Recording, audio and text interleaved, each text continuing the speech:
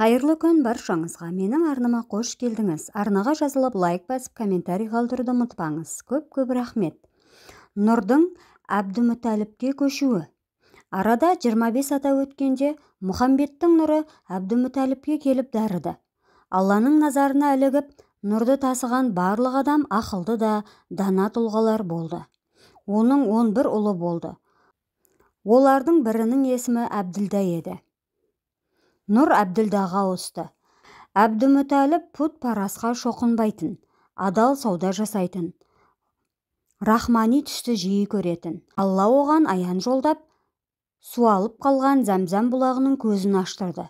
Ол осылайша Меккедегі беделді кісілердің біріне айналды. Ол бір күні қалғып кетіп, бір ғажап түс көреді. Бұл не түс болды екен деп, оны жору үшін сәуегейге барады. Ей сәуегей, мен кеше түнде түс көрдім. Түсімде ғажап іс көрдім. Түсімде беліме байланған алтын шынжыр 4 тарапқа қарай созылып, тартыла бастады. Ол шынжырға таң қалып қарап тұр едім. Алтын шынжыр ерекше сұлу бәйтерекке айналды. Қисапсыз бұтағынан өңімде көрмеген жұпар иісті жемістер өсіп шықты. Әрбір жемістен жарқыраған аппақ сәуле төгіліп, айналаны жарыққа толтырды. Оның жарығының қасында көктегі күннің көзі көмескі тартты.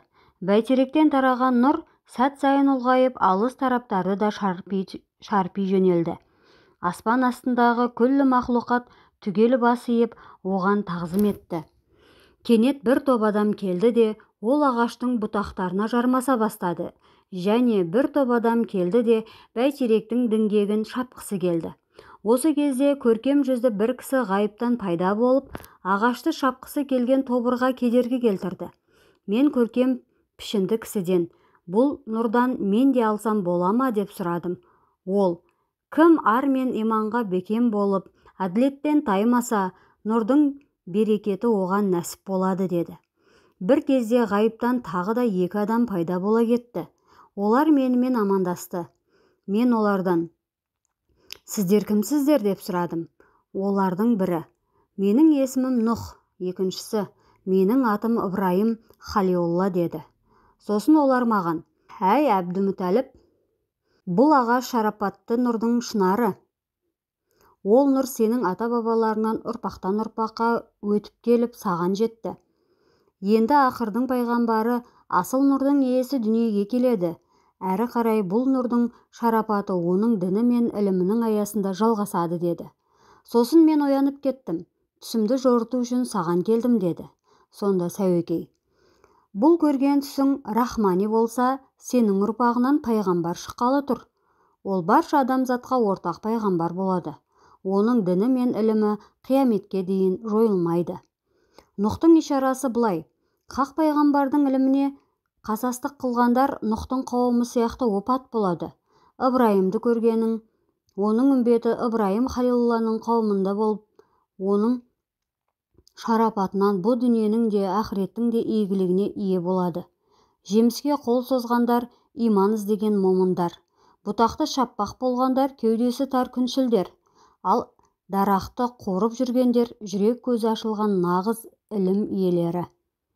Олар қияметке дейін хақтың ілімін залымдардан қорғап, қисайғанды түзетумен әуре болады. Мына хабардан соң Әбдімүтәліптің жүрегі шаттыққа толды. Ол, егер бұл түс рас болса, 11 ұлымның бірін Алла жолына құрбандыққа шаламын деп қуаныштан айтып салды. Сәуегей, айтылған сөз атылған оқ, қайта айналып адырнаға салынбас деген. Құрбандыққа ұлдарының бірін даярла. Түсің рахмани деді. Әбдімүтәліп сасып қалды. Бірақ қай ұлын құрбандыққа шаларын білмей дал болды. Үйіне келіп, балаларына болған жағдайды баяндады. Ұлдары, әке, сен өзің не деп ұйғарсаң, біз сол шешімге ризамыз. Тіпті Алла жолында бәрімізді құрбандыққа шалсаң да қарсы емеспіз деді. Әбдімүтәліп балаларының жан қиярлығын көріп көңілі босады. 11 ұлын ертіп, Қағбаға келді де жеребе тастады. Шек Әбділдаға түсті.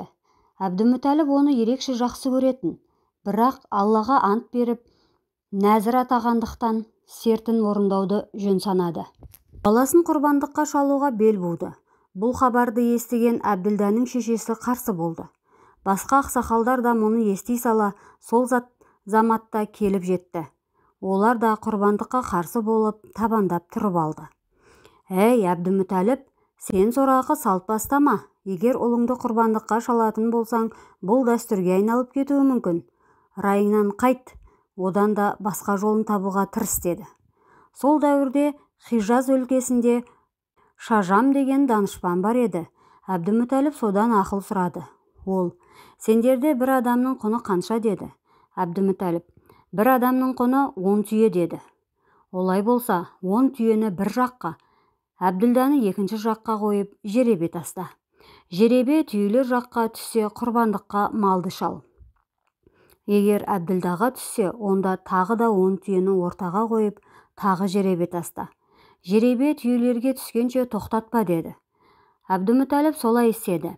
Түйе саны 100-ге жеткенде жеребе түйелер ақысына түсті. Осылайша Әбділданың құны 100 түйеге теңелді. Әбділда құрбандықтан аман қалады. Кейін пайғамбарымыз өзі туралы: «Мен екі бірдей құрбандыққа шалына жаздаған адамның перзентімін. Оның бірі Смағұл болса, бірі Әбділда еді» дейтін. Жалғасы бар. Көп рахмет.